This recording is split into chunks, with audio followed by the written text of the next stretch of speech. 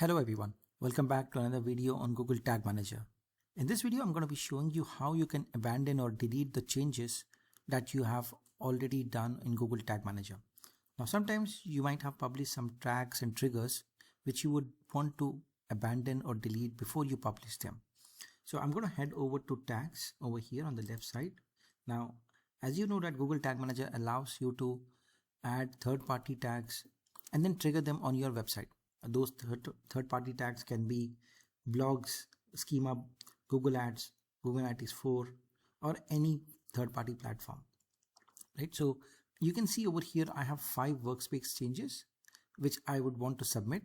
But imagine that I made a mistake while submitting it, or maybe I put it wrong trigger. So what I'm going to do is that I'm just going to click on submit here. And if I scroll down, you will see all of those workspace changes that have been done but unpublished.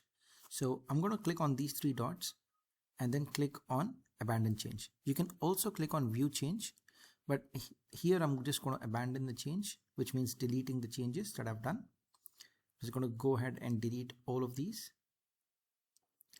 so that I don't want to publish these changes, which is the reason why I have done this. Abandon change. Yeah, so sometimes it can happen that you would want to unpublish it or remove it completely, and this is how it can be done. Let me just complete this process quickly. Abandon changes.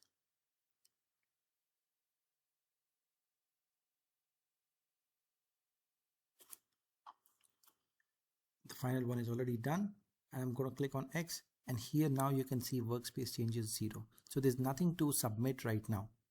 Right? So that's it for this video, and I'll see you in the next one.